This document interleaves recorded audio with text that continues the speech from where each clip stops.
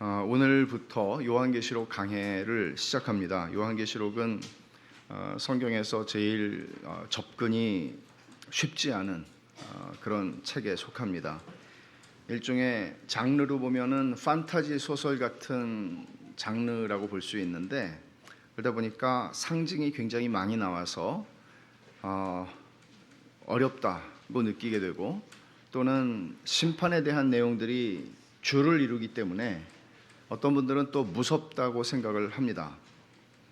또 요한계시록이 다루고 있는 종말론이라고 하는 주제는 그 종말의 시간표에 대해서 관심을 많이 가지는 사람들한테는 굉장히 끌리는 주제일 수 있지만, 사실은 종말론이 그것을 말하는 건 아니죠. 그러나 그저 그날과 그 시는 내가 모르나 주님 말씀하셨던 것처럼 그저 내가 오늘을 믿음으로 잘 살아가리라, 그렇게 생각하는 사람들에게는 또 요한계시록은 또 그렇게 많이 끌리는 책이 되지 않고 있는 것이 현실입니다. 이러다 보니까 사실은 이제 이단이나 사이비들이 언제나 이런 요한계시록을 가지고 많이 했던 것이죠. 무슨 소리를 해도 우리는 요한계시록에 대해서 익숙하지 않기 때문에 저것이 정말 그런가, 이제 이런 질문들을 던지면서 또 듣게도 됩니다. 이제 우리가 요한계시록 강해를 통해서 좀 보고 또 듣고 배우고 싶은 것은 뭔가 하면, 성도가 믿음으로 현재를 살아가는데 얼마나 중요한 메시지를 요한계시록이 담고 있는가 하는 것입니다. 이것은 단순히 미래의 시간표가 아닙니다.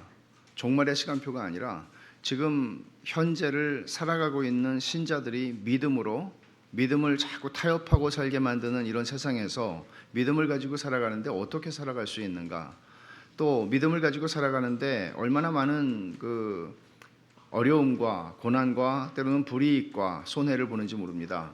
그럴 때 하나님께서 이 말씀을 통해서 그런 성도들에게 얼마나 큰 위로와 격려를 주시는지, 또는 또 반대편으로는 믿음을 적당히 타협하면서 살아가는 사람들을 향해서 또 경고를 하고 있는 책이기도 합니다. 보통은 이제 세상을 믿음으로 살아간다고 할 때 세상이 우리에게 접근하는 방식은 두 가지입니다. 하나는 박해죠. 그러니까 하나는 위협을 하고 박해를 하고 공격을 하는 것입니다. 그러나 또 하나는 달콤한 목소리로 우리를 유혹하고 나를 사랑해달라고 이야기하는 것입니다. 그래서 거짓된 아름다움과 거짓된 즐거움들을 우리에게 약속합니다. 그러니까 하나님께서는 참된 아름다움이시지만 하나님의 거룩하신 아름다움에 끌려야 마땅한데, 우리는 유사 아름다움, 그러니까 만들어진 거짓된 아름다움에 속아서 세상과 사랑의 관계를 맺게 되는 일들이 적지 않아 일어납니다. 이제 이런 문제들, 이 두 가지, 하나는 위협하고 겁을 주고 실제로 우리를 억누름으로써, 또 다른 한편으로는 마치 우리에게 최고의 친구인 것처럼, 나에게 가장 사랑스러운 여인인 것처럼 그렇게 세상은 또 다가옵니다. 이런 양면적인 부분들을 요한계시록은 분명하게 다루고 있습니다. 그래서 요한계시록을 통해서 우리는 어떻게 신앙을 가지고 이런 세상의 위협 앞에서 겁먹거나 주눅들지 않고, 또 한편으로는 세상이 우리를 유혹하고 달콤한 목소리로 이리 오라고, 여기에 즐거움이 있고 쾌락이 있고 성공이 있고 안락함이 있다고 얘기할 때 그것을 우리가 어떻게 뿌리칠 수 있는가, 어떻게 믿음으로 이런 삶을 제대로 안전하게 이 철로 역정을 걸어갈 수 있는가 하는 현실의 믿음의 삶을 살아가는 것에 관하여 풍성한 말씀을 담고 있는 것이 요한계시록입니다. 요한계시록은 다른 모든 성경들이 말씀하는 것처럼 이 땅을 살아가는 성도들을 완성될 하나님의 나라에 들어갈 순례자들로 이해합니다. 우리는 순례자입니다.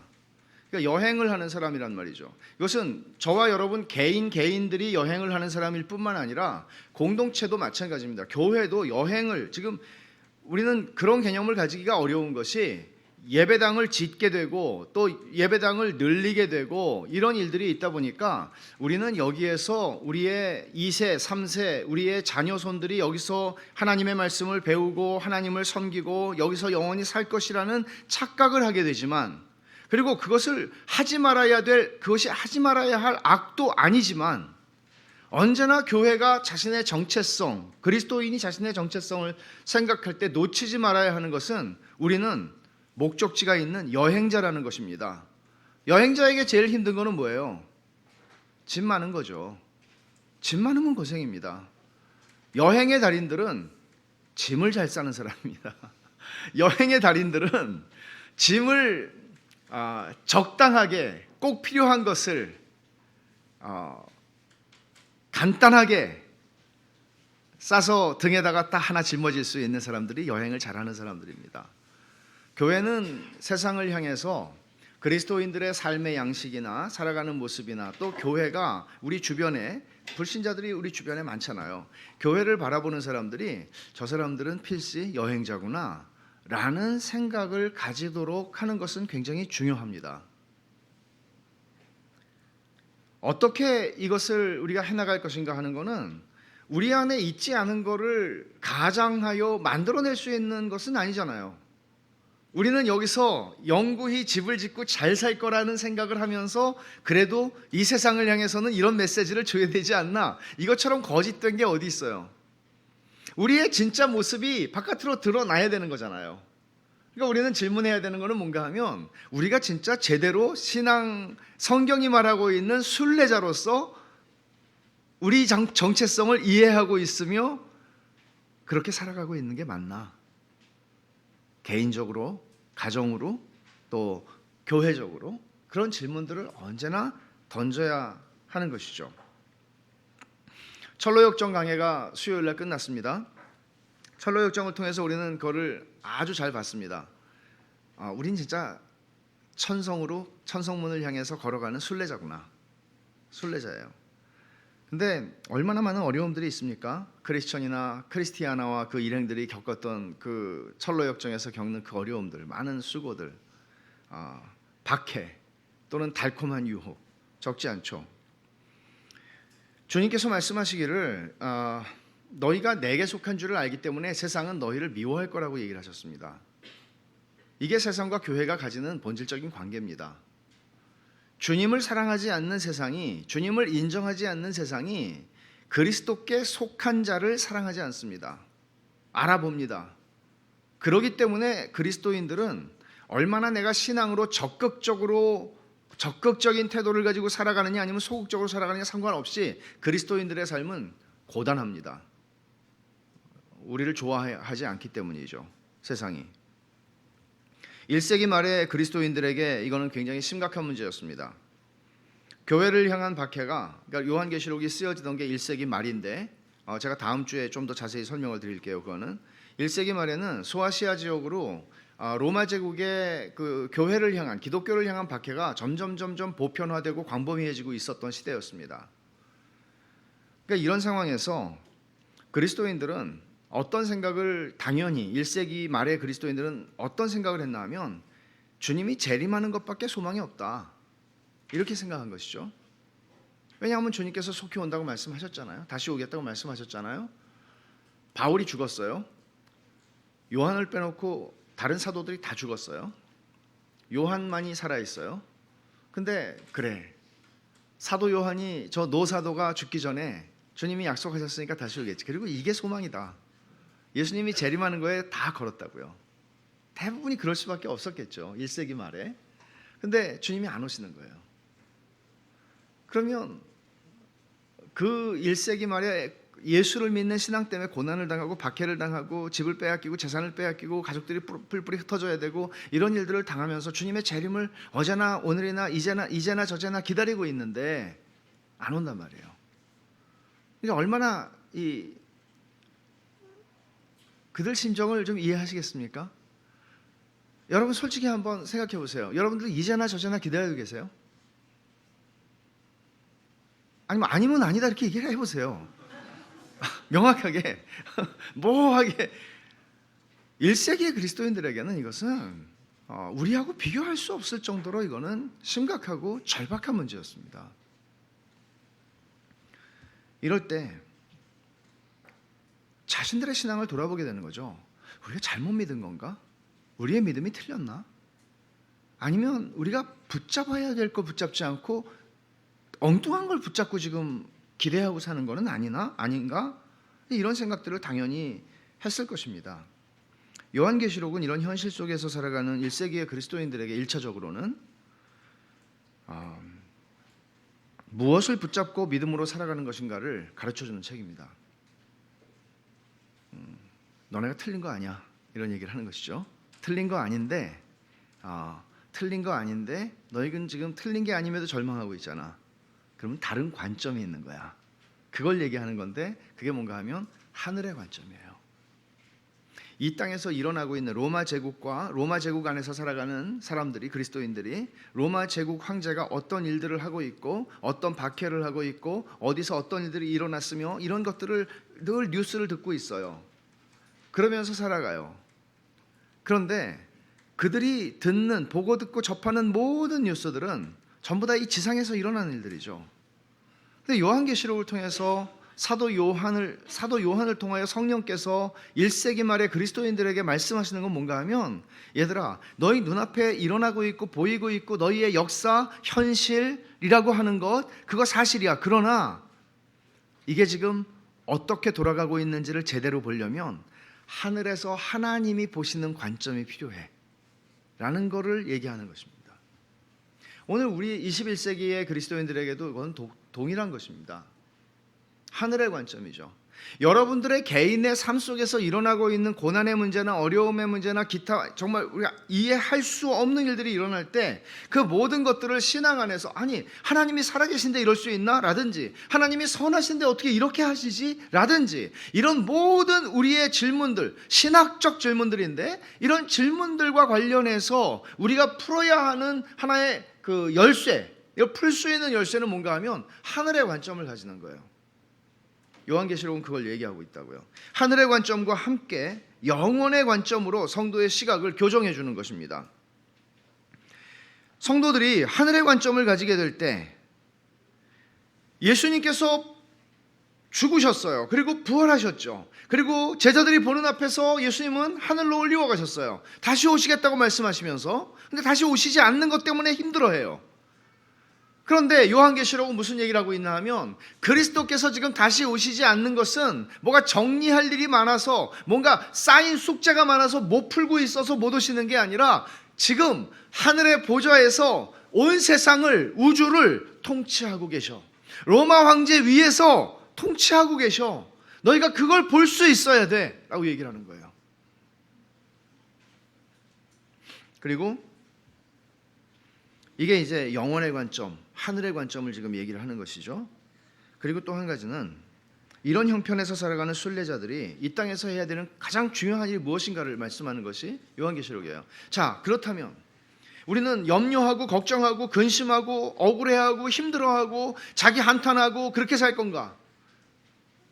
아니면 우리가 정말 이 짧은 세상을 사는 동안에 주님이 우리의 눈 뜨고 살아있을 때 재림하시든지, 아니면 우리가 죽은 다음에 주를 만나든지, 어떻든 우리가 지금 이 땅을 살아가면서 제한된 시간, 인생을 살아가면서 진짜 힘써야 될 진짜 중요한 게 뭐지? 이거죠.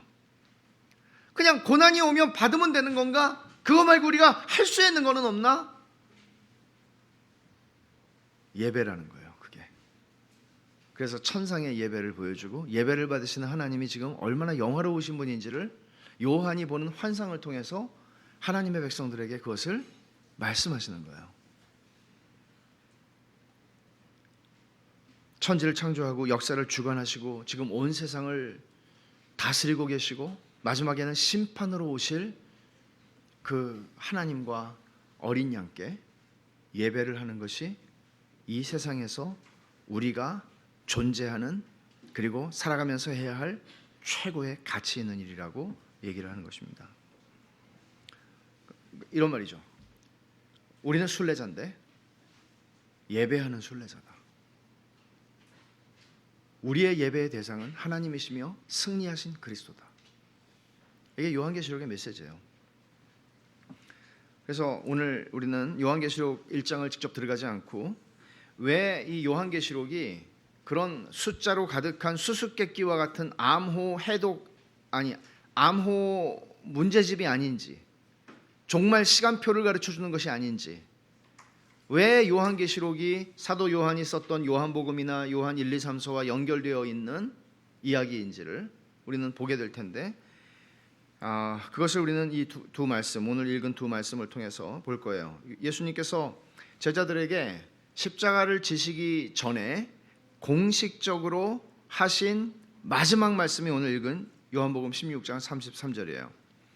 왜냐하면 예수님께서는 17장으로 넘어가면 기도를 시작하세요. 하나님께 기도를 하시고 기도가 끝나고 로마의 군인들에게 붙잡혀 가십니다. 그리고 심판을 받으시고 고난을 받으시고 십자가에 죽으십니다. 십자가에서 7마디 말씀을 하신 거 있지만 십자가를 지시기 전에 제자들과 공식적인 만남에서 하신 마지막 말씀이 오늘 읽은 16장 33절이에요. 이것을 너희에게 이르는 것은 너희로 내 안에서 평안을 누리게 하려 함이라. 세상에서는 너희가 환난을 당하나 담대하라. 내가 세상을 이기었노라.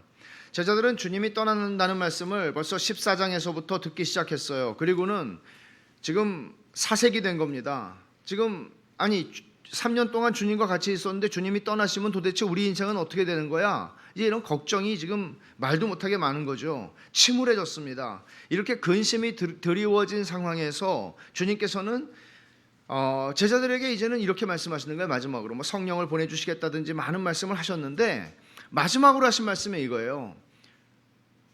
환난이 너희를 기다린다. 가뜩이나 지금 힘이 드는데 환난이 너희를 기다린다. 너희가 세상에서는 환난을 당할 거라고 얘기를 하는 거예요. 그 너희는 뭔가 하면 예수를 믿는 너희이고 예수 그리스도께 속한 너희이고 하나님의 자녀가 된 너희입니다.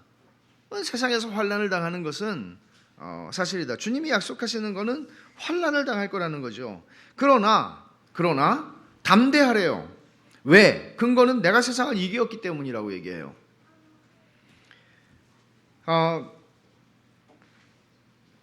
주님께서 이 말씀을 하시는데 33절 상반절을 보면 이것을 너희에게 이르는 것은 너희로 내 안에서 평안을 누리게 하려 함이라. 이것은 지금까지 얘기한 이것이겠죠. 근데 너희 마음에 평안을 주려고 내가 이 얘기를 했다고 얘기를 해요. 직접적으로 보면 이것은 어떤 얘기인가 하면 26절 27절에 있는 말씀인데 그날에 너희가 내 이름으로 구할 것이요 내가 너희를 위하여 아버지께 구하겠다 하는 말이 아니니 이는 너희가 나를 사랑하고 또 내가 아버지께로부터 온 줄 믿었으므로 아버지께서 친히 너희를 사랑하심이라. 기도에 대한 말씀을 하셨어요. 근데 너희가 내 이름으로 기도해야 한다고 말씀하시면서 기도하라고 내가 너희에게 지금 얘기하는 거는 너희가 내 이름으로 기도하면 내가 너희의 기도를 받아서 하나님한테 아버지께 전달해 주겠다, 너희를 대신해서 기도해 주겠다는 말이 아니라 너네가 직접 하나님께 기도할 수 있다는 얘기다 라고 얘기를 하세요. 그 이유는 27절에 말씀한 것처럼 너희가 믿었기 때문에 하나님을, 나를 믿었기 때문에 아버지께서 친히 너희를 사랑하시기 때문에 아버지의, 너희를 향한 아버지의 사랑이 너무나 분명하기 때문에 너희가 나한테 와서 기도해 주세요라고 할 필요가 없고 너희가 아버지께 직접 나가면 된다고 말씀을 하신 거예요. 그러니까 이것이 33절에 이것을 너희에게 이르는 것은 너희로 내 안에서 평안을 누리게 하려 함이라는 말씀이에요. 그러니까 우리가 하나님한테 직접 나갈 수 있어요. 예수님이 계시지 않아도 괜찮아요. 예수님의 부재 상황이 오겠지만 우리가 하나님께 직접 갈 수 있다고 예수님 말씀하시는 거예요. 이거는 다른 게 아니라 하나님 아버지께서 너희들을 사랑하신다는 것을 너희가 확신할 수 있다면, 이게 이 기도의 전제잖아요. 아버지께서 나를 직접 사랑하시니까, 친히 사랑하시니까 내가 아버지께 이제는 기도할 수 있구나, 예수님한테 안 가고 기도할 수 있구나 라는 거예요. 그럼 나를 향한 아버지의 사랑을 내가 확신하게 된다면 환난이 와도, 아버지가 나를 사랑하시는 게 너무나 분명하면 환난이 와도 그거를 감당할 수 있다는 얘기죠. 이게 담대하라고 얘기하는 첫 번째 근거예요. 아버지의 사랑이 너희에게 확증적으로 나타난 것을 내가 너희에게 말했잖아. 그러니까 너희는 그 아버지의 사랑으로 인해서 이 모든 것들을 견딜 수 있을 거야 라는 말씀을 하는 거죠. 예수님께서도 이와 비슷한 말씀을 하신 적이 있는데 요한복음 8장을 한번 가보세요. 29절입니다.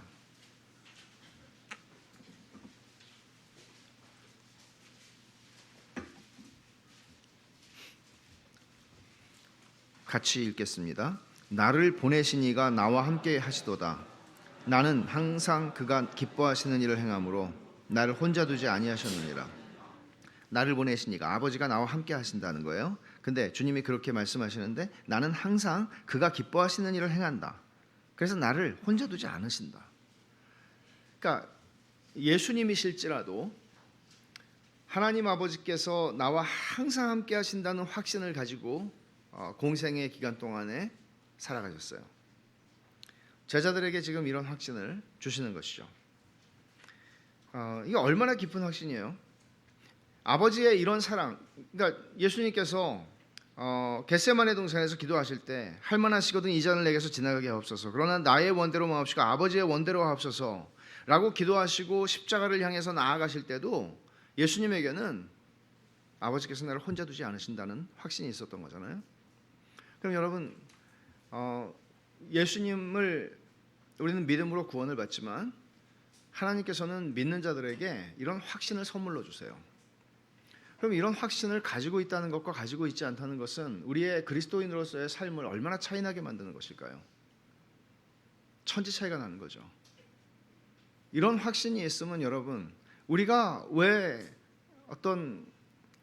우리를 굴복시킬 수 있는 게 뭐가 있겠습니까?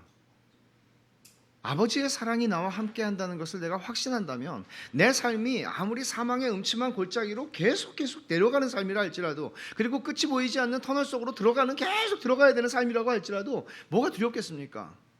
장래에 불투명한 미래에 대한 어떤 요소들이 어떻게 우리를 주눅들게 하고 겁나게 할 수 있겠습니까? 아버지의 사랑이 아버지가 나를 혼자 두지 않으시는데 내가 겪는 실패와 내가 겪는 좌절과 그 세상에 어떤 것이 우리를 무릎 꿇릴 수 있겠습니까? 아버지의 사랑이 있는데. 그러니까 환난을 당할 것이지만 겁내지 마, 두려워하지 마, 담대해. 아버지의 사랑이 너희하고 함께 있는 거야. 어떻게? 너네가 나 3년 동안 본 것처럼 똑같이.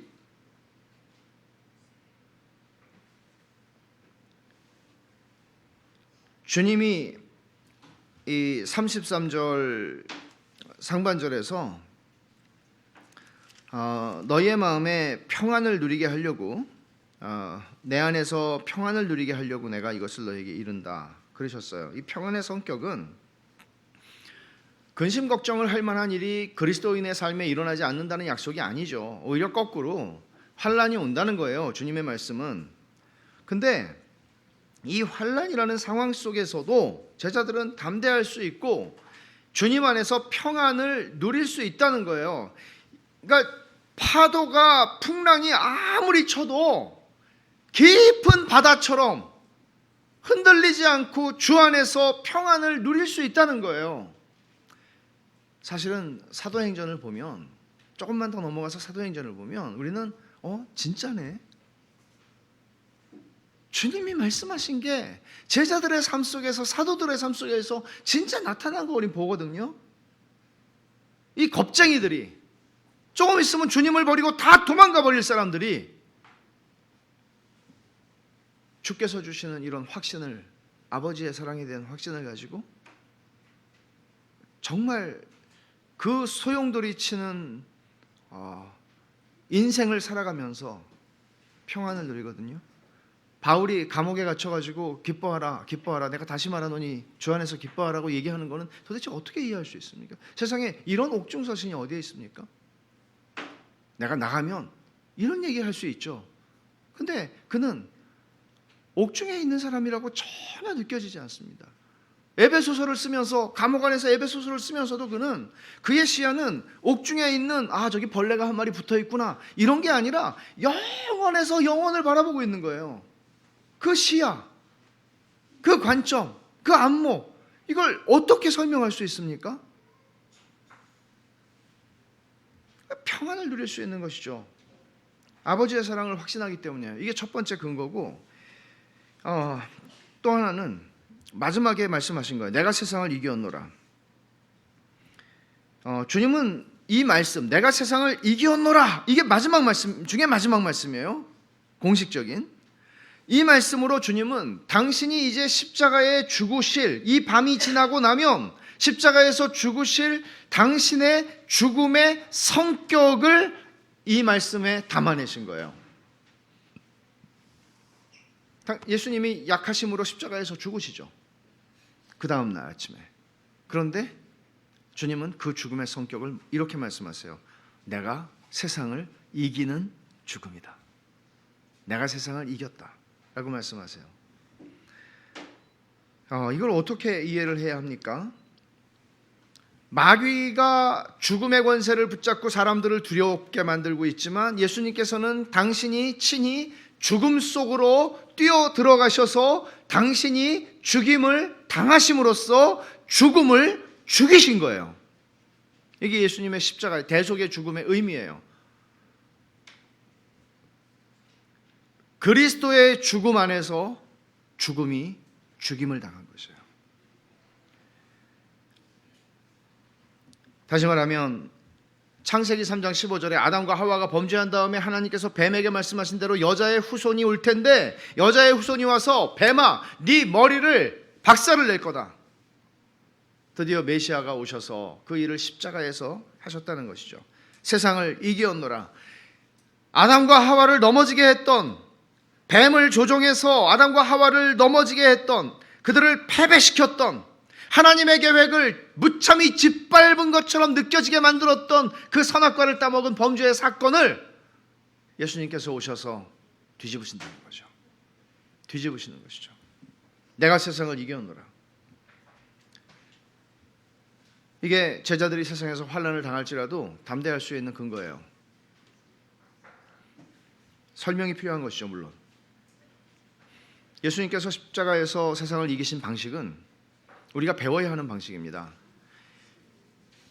중세시대에 십자군을 통해서 예루살렘을 탈환하려고 했던 그 100년이 넘는 전쟁, 이런 방식으로 이기는 게 아니라는 것이죠.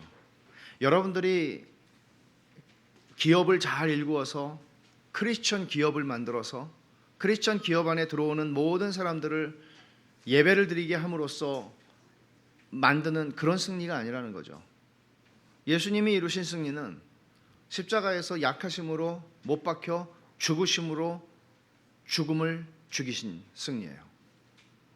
예수님께서 약하심으로 당하심으로 고난당하시고 죽임을 당하심으로 승리를 하신 이 방식에 우리는 익숙해질 필요가 있습니다. 그러지 않으면 1세기 말의 그리스도인들은 이 주님의 승리의 방식을 배우지 못한다면 그들은 패배주의에서 벗어날 수가 없었을 것입니다. 이 지혜, 십자가의 지혜, 약함으로 강함을 이긴 하나님의 지혜, 이 십자가의 지혜를 우리가 깨닫지 못하면 우리는 환난 속에서 절대 담대할 수 없습니다. 평안을 누리는 대신 불안과 근심에 떨게 될 것입니다. 주님께서 십자가를 지시기 전에 말씀하신 이 세상을 이기었노라 라고 하는 말씀은 십자가를 통해서 예수님이 마귀에게 정복당하신 것이 아니라 예수님께서 마귀를 정복하셨으며 마귀를 결정적으로 패배시키셨으며 그리스도께서 결정적 승리를 얻으신 사건이라는 것을 보여주는 주님의 선언이에요. 주님이 나중에 제자들이 이렇게 해석했다가 아니고 주님이 십자가를 지시기 전에 내가 세상을 이기었노라, 이제 다 결정됐어, 그때가 왔어 라고 말씀하시는 십자가 죽음에 대한 해석이라고요. 그래서 예수님은 십자가를 지고 부활하신 후에 승천하시기 전에 제자들에게 마태복음 28장 18절에 이렇게 말씀하세요. 하늘과 땅의 모든 권세를 내게 주셨으니 아버지께서 하늘과 땅의 모든 권세를 내게 주셨다. 이 말씀이 왜 필요할까요? 너희는 가서 제자를 삼아라, 모든 족속으로 제자를 삼아라, 사명을 주면 되는데 주님은 그 사명을 주시기 전에 말씀하세요. 하늘과 땅의 모든 권세를 내게 주셨으니 왕으로서 내가 너희에게 말한다, 이런 얘기예요. 이거는 그냥 하시는 말씀이 아니라 왕으로서 온 세상을, 십자가에서 세상을 이기셨기에 예수님께서 이제 통치를 시작하신다는 얘기예요. 이게 이제 예수님께서 온 세상을 지금 다스리고 계신다, 그거를 하늘의 보좌에서 예수님이 온 세상을 다스리고 계시고 로마 황제도 다스리고 계시고 이 로마의 제국도 다스리고 계시고 우리가 살고 있는 서머나나 버가모나 라오디게아나 여기를 다 다스리고 계시다는 사실을 알라는 거예요. 이걸 보라는 거예요. 그 눈을 뜨라는 거예요. 이게 요한계시록에서 말씀하고 있는 이야기입니다.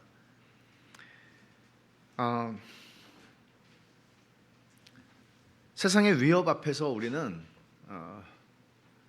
겁먹지 않고 살아갈 수 있는 것은 하나님이 다스린다, 그리스도께서 다스리신다 하는 것을 알 때입니다. 그럴 때 우리는 그래, 빼앗아 가려면 빼앗아 가라, 빼앗아 가봐야 네 손해다, 날 죽여라, 죽이려면 죽여라, 그래봐야 너 하나님한테 큰일 난다, 이런 마음을 가지고 갈 수 있는 것이에요. 담대한 것이죠. 근데 이제 우리가 또 한 가지 요한계시록에서 이제 살펴보게 되는 주제는 세상의 위협이 아니라 세상의 달콤한 유혹입니다. 요한일서 2장에서 우리가 아까 읽은 대로 세상과 세상에 있는 것들을 사랑하지 말라고 말씀을 했죠. 세상은 잠언에, 그러니까 성경에 보면 계속 나오는 이야기인데, 특히 이제 요한계시록을 여러분이 읽으시려면 구약 성경에 대한 지식이 다 들통이 나요.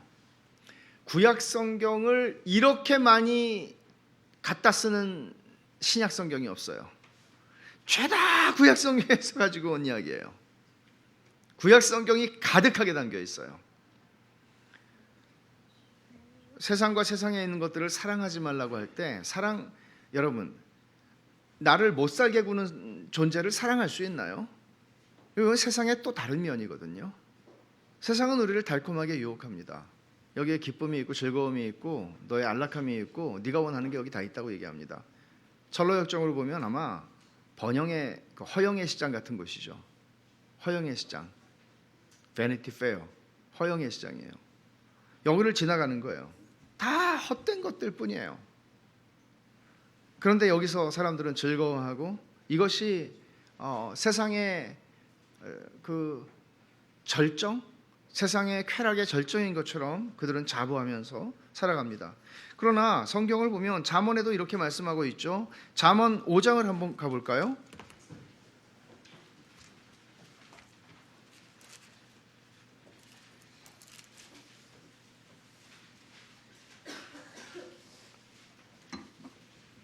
어렸을 때 이제 가정 예배를 드리는데 잠언을 읽다가 이게 음녀가 왜 이렇게 많이 나오지? 되게 이상했던 기억이 나는데, 여기 5장 3절을 보시면은 대저 음녀의 입술은 꿀을 떨어뜨리며 그의 입은 기름보다 미끄러우나 라고 말하죠.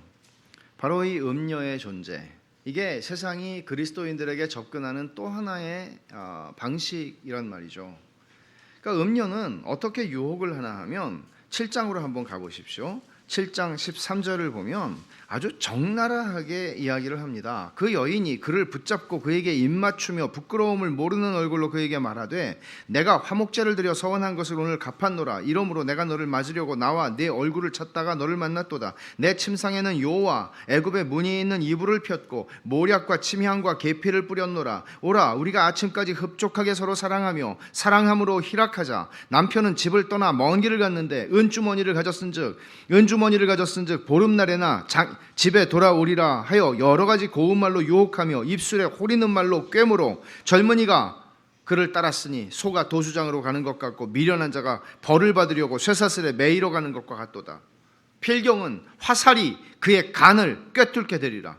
새가 빨리 그물로 들어가되 그의 생명을 잃어버릴 줄 알지 못한 것 같으니라. 아까 5장에서는 뭐라고 얘기를 했나 하면 5장 4절에서 나중은 쑥같이 쓰고 두날 가진 칼같이 날카로우며, 뭐가요? 꿀 떨어뜨리던 그 입술, 기름보다 미끄러운 그 입이 이렇게 된다는 거예요. 이게 잠언의 경고예요. 이것은 단순히 여자를 조심해라 하는 차원이 아니라 야고보서에서 말씀한 것처럼 세상과 벗되는 것이 하나님과 원수가 되는 줄 알지 못하느냐 하는 얘기죠. 간음이란 말이에요. 영적인 간음. 그래서 세상과 그리스도인들의 관계를, 너희는 세상과 세상에 있는 걸 사랑하지 마라, 세상과 연애하지 마라, 세상과 사랑에 빠지지 마라. 우리가 주님과 맺는 관계를 사랑의 관계로 설명하잖아요, 성경은. 근데 세상과의 관계도 사랑의 관계로 설명한단 말이에요. 애정을 주지 마라, 여기에 마음 붙이지 마라, 얘가 너한테 해준다는 말 다 믿지 마라, 이런 얘기를 하는 거예요. 그러니까 요한일서에서 세상과 세상에 있는 것들을 사랑하지 말라고 얘기를 할 때, 이런 명령을 할 때 여기는 두 가지 전제가 있는데, 첫째는 세상 사랑과 아버지 사랑은 공존할 수 없다 하는 것입니다. 세상을 사랑하는 것과 아버지를 사랑하는 것은 함께 갈 수 없다는 거예요. 절대로. 예수님께서 말씀하신 거하고 똑같죠. 돈과 재물과 하나님을 겸하여 섬길 수 없다라고 말씀하신 거하고 같습니다. 상호 배타적이에요. 우리가 세상을 사랑하면서 동시에 예수님을 사랑하고 쫓아갈 수 없어요. 두 아내를 섬길 수 없는 것과 마찬가지예요. 그러니까 세상이 얼마나 매력적이면 사랑하지 말라고 얘기하겠어요. 정말 매력적이지 않습니까? 우리가 살면서 경험하는 거 아닙니까? 그리고 두 번째로 세상과 세상에 있는 거 사랑하지 말라고 하는 전제는 뭔가 하면 그거 다 지나간다는 거예요. 17절을 보시면 이 세상도 그 정욕도 지나가되 오직 하나님의 뜻을 행하는 자는 영원히 거한다. 너네가 이거를 잡으려고 그러고 사랑하려고 그러지만 이거를 내가 잡았어요. 잡았는데 바람이에요. 움켜잡았어요. 근데 모래알처럼 다 없어지는 것들이에요. 그런 얘기를 하는 거죠. 가변적이고 임시적이고 사라져버릴 것들이다. 이사야 선지자가 말한 것처럼 모든 육체는 풀이요 그 모든 아름다움은 들의 꽃과 같으니 푸른 마르고 꽃은 시들면 여호와의 기운이 그 위에 불미라. 이 백성은 실로 풀이로다. 푸른 마르고 꽃은 시드나 우리 하나님 말씀은 영원히 서리라. 다 지나가는 거예요. 성경이 우리에게 하는 말씀을 들어야 돼요. 다 지나가는 거예요. 그렇지 않은 게 하나도 없어요. 사라지고 말 걸 사랑하는 것은 어리석고 허무한 것입니다. 사도 요한이 여기서 사랑하지 말라고 얘기하는 세상에 있는 것들을 세 가지로 얘기하는데, 육신의 정욕, 육신이라는 말이나 정욕이라는 말이나 요한이 쓴 문서들에서는 둘 다 중립적인 언어예요. 바울 서신에서 육신은 종종 죄성을 의미하거든요. 근데 요한이 쓴 요한복음이나 요한 1, 2, 3서나 요한계시록에서 육신이라고 하는 말을 쓸 때는 그런 의미는 아니에요. 오히려 영혼과 반대되는 개념에서 제한된 인간의 몸, 인간을 의미하는 단어예요. 그러니까 또 정욕이라는 말도 마찬가지예요. 예수님이 누가복음 22장에 보면 내가 고난받기 전에 너희와 함께 유월절 먹기를 원하고 원했다. 이게 정욕이라는 단어하고 똑같은 단어거든요. 그러니까 나쁜 단어가 아니라 이 육신도 정욕도, 육신의 정욕, 세상에 있는 것들은 육신의 정욕이야 라고 얘기할 때 이게 나쁜 걸 얘기하는 게 아니에요. 그래서 여기에 함정이 있는 거예요. 세상에서 예를 들어서요, 여러분, 세상이 우리를 유혹하는 수준은 대놓고 처음부터 야 마약을 해라, 야 이 여자 저 여자하고 놀아라, 야 이거 저거 다 네 눈에 보이는 거 지금 사람 없으니까 이거 네가 사기칠 수 있는 기가 막힌 기술을 가르쳐 줄 테니까 사기치고 빼앗고 강도짓하고 네 모든 걸 다 해라. 이런 식으로 유치하게 말하지 않아요. 세상은 나쁜 걸 요구하지 않아요. 좋은 것들이라고요. 좋은 것들인데, 좋은 것, 지난주에 우리가 자기 부인에 대해서 우리 기독교 강의 공부했잖아요. 결국 좋은 것들인데요, 사과예요. 사과. 뭐 애플파이예요. 아니 뭐 초코파이 그렇게 땡기지 않죠. 그런 거예요. 근데 이것에 탐닉해서 하나님을 사랑할 수 없게 만든다고요. 이것에 마음과 영혼을 빼앗겨 버린다고요. 나쁜 게 아니에요. 우리의 의식주, 아니 집이 왜 문제입니까? 옷이 무슨 문제가 있습니까? 차가 무슨 문제가 있습니까? 탐닉으로 간다고요. 탐닉으로. 그 탐닉은 사람을 사람으로 볼 수 없을 지경으로 만드는 거예요. 옆에서 사람이 굶어 죽어가든 옆에서 사람이 무슨 일을 당하든 상관없어요. 내가 나쁜 짓을 하는 게 아니니까. 내가 내 돈 가지고 나쁜 짓 하는 게 아니니까. 지나친 욕구, 지나친 애착, 이것을 얘기하는 거예요. 지적하는 거예요. 이렇게 되면 우상의 자리가 되는 것이죠. 우리가 하나님 말고 무엇인가에 우리의 마음과 영혼을 빼앗겨 버리면 우상이 되는 것이죠. 육신의 필요에 예속되어서 살아가는 것, 식욕이 뭐가 나빠요?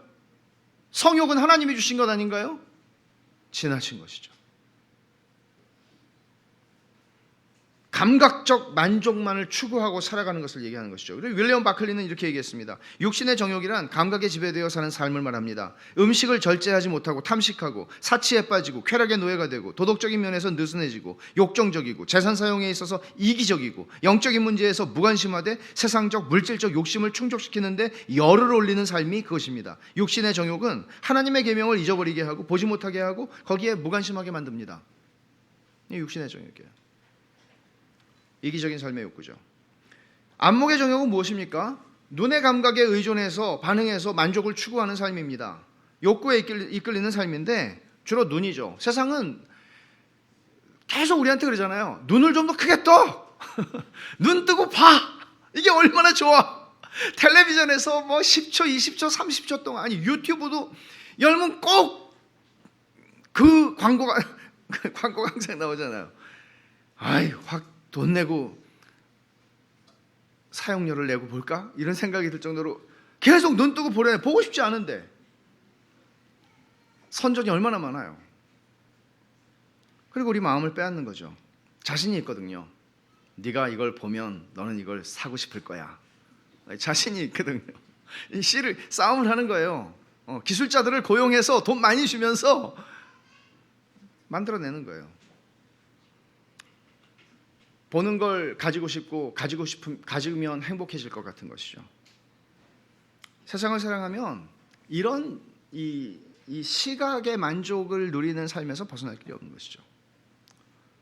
세 번째 이생의 자랑인데 이거는 주로 삶의 태도와 관계되는 것이죠. 야고보서에서 허탄한 자랑을 자랑한다 그랬죠. 허탄한 자랑하고 딱 맞는 말이에요. 이 이생의 자랑이라는 거는 출신, 학력, 직업, 교양, 가족, 가문, 근면, 성공, 명성, 사회적인 지위, 영향력, 내가 누구 안다는 거, 지인, 누구 유명한 사람 안다는 거, 하여간 이 세상에서 자랑할 만한 모든 것들을 동원해서 우린 자랑하고 싶어요. 이거를 이생의 자랑이라고 얘기하는 거예요. 하나님의 영광에 눈을 감은 사람들이죠. 하나님은 별로 자랑할 게 없어요. 이 세상에 눈에 보이는 이 허탄한 자랑에 그저 입을 열면 그걸 자랑하는 것이죠. 그걸 드러내는 것이죠. 그거를 표현하고 싶은 것이죠. 다 있다가 없어지는 안개라고 얘기를 하는 것입니다. 그것이 17절에 세상도 정욕도 지나간다 그 말이에요. 성도는 하나님 아버지의 사랑에 만족하고 영원한 것을 바라고 살아가야 되는 존재라는 거죠. 있다가 없어지는 거는 잡지 말라는 거예요. 영원한 걸 바라보라는 거예요. 그게 1세기의 성도들에게 얼마나 필요한 메시지였는지 몰라요. 그럼 우리에게는요? 마찬가지죠. 1세기 말에 사도 요한이 밤모섬에 유배되어 있던 상황은 정말 아까 말씀드린 것처럼 박해가 보편화되고 광범위하게 이 로마 제국 안에서 황제를 숭배하라고 하는 요구가 거세게 몰아닥치고 있던 시대예요. 거부하면 대가를 지불하는 것이죠. 이런 고통과 환난과 슬픔을 겪으면서 좌절하고 낙심하고 그게 정말 1세기의 많은 그리스도인들에게는 큰 문제였습니다. 우리도 세상을 살면서 믿음을 가지고 살려고 하면 이런 일들이 적지가 않습니다. 외롭죠. 근데 이런 우리에게 주님 말씀하시는 것은 내가 세상을 이겼다라는 말씀이에요. 골로새서 2장 15절에 보면 이렇게 말씀했어요. 통치자들과 권세들을 무력화하여 드러내어 구경거리로 삼으시고 십자가로 그들을 이기셨다. 십자가로 이 세상의 모든 우리가 부러워하고 우리를 압도하려고 하는 그 힘 있는 모든 것들을 예수님이 십자가에서 그들을 무장해제시키시고 그들을 이기셨다. 그렇게 얘기해요. 뭐로? 십자가로. 승리하신 주님이 그럼 지금 뭐 하시느냐? 하늘에서 모든 권세를 가지고 땅과 하늘을 통치하고 계시다고 얘기를 해요. 그러니까 믿음이라고 하는 거 예수 믿고 산다. 이거는 예수 믿고 천당 간다. 이런 얘기가 아니라 이 땅에서 예수를 믿고 산다는 것은 이 땅에서 믿음의 대상이신 예수 그리스도가 지금 하늘에서 하늘과 우주와 온 땅을 통치하고 계시는 왕이라는 사실을 매일매일 인정하고 살아가는 거예요. 하나님이 통치하신다는 거예요. 내 인생, 내 보스가 좌우하는 거 아니에요. 내 인생, 일국의 대통령이 혹은 옆나라 총리가 좌우하는 거 아니에요. 우리의 인생을 다스리고 역사를 다스리는 분은 하나님이라는 거예요. 그걸 바라보게 하는 거예요. 그게 요한계시록을 쓴 목적이에요. 십자가를 통해서 예수님이 이기신 것처럼 너희들도 이 방식으로, 지금 너희들은 그 세력 앞에서 너희들은 무력해 보이고 아무것도 할 수 없는 그 무력감 속에서 너희는 이거 뭐지? 하지만 너희들은 이 무력감 속에서 이 하나님이 너희에게 주신 믿음의 길을 걸어감으로써 너희는 그 세력을 이기는 거야 라고 얘기하는 거예요.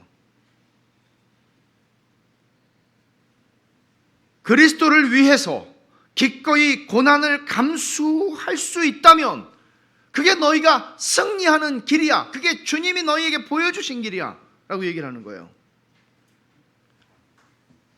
그게 고난 속에서 승리한다는 역설이고 주님의 현재적인 왕의 통치에 참여하는 것이라고 얘기를 하는 것입니다.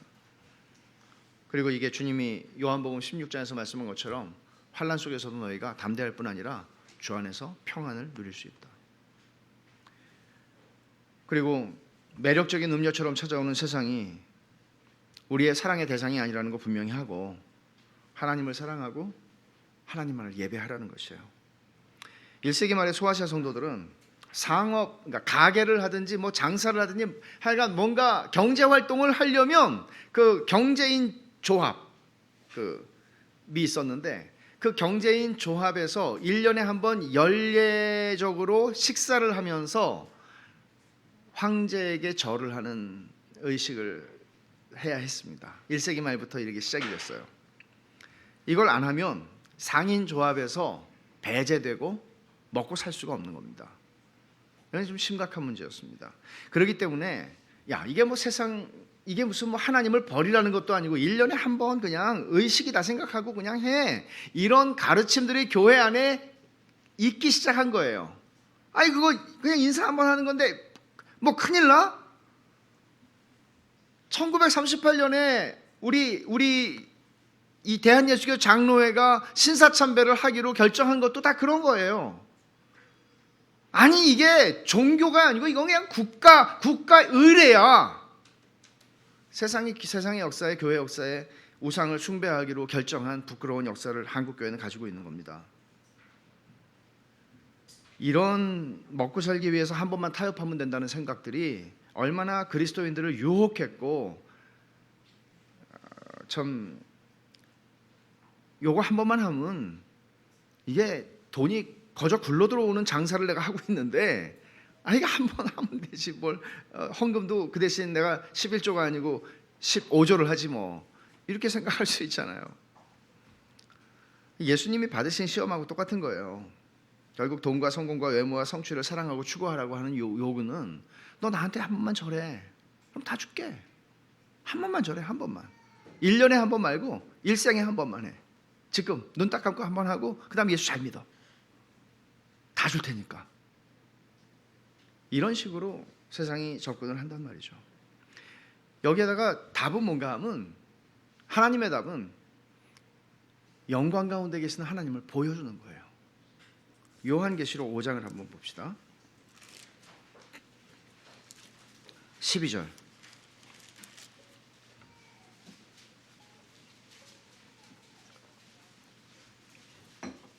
우리 12절 13절을 같이 한번 읽겠습니다. 큰 음성으로 이르되 죽임을 당하신 어린 양은 능력과 부와 지혜와 힘과 존귀와 영광과 찬송을 받으시기에 합당하도다 하더라.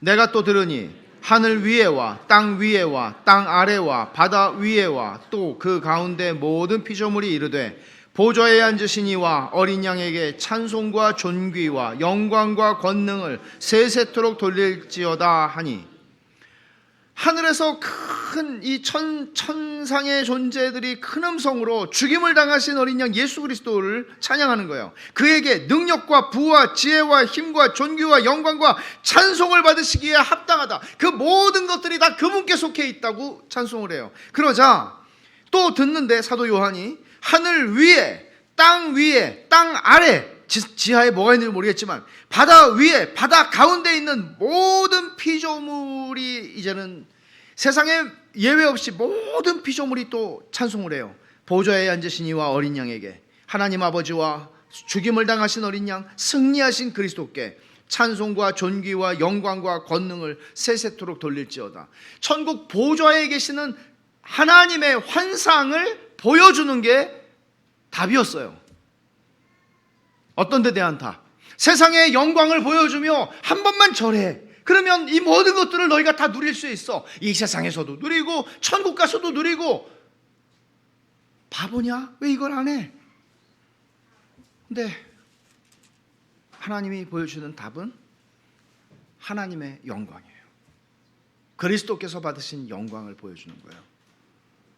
우리가 섬기는 예수님이 이렇게 온 세상을 지금 통치하시고 하늘 위, 땅 위에, 땅 아래, 그리고 바다 위, 바다 가운데 거하는 모든 만물들이 찬송을 드릴 너무나도 예배를 받으시기에 합당하신 하나님이시구나. 그 앞에서 그들은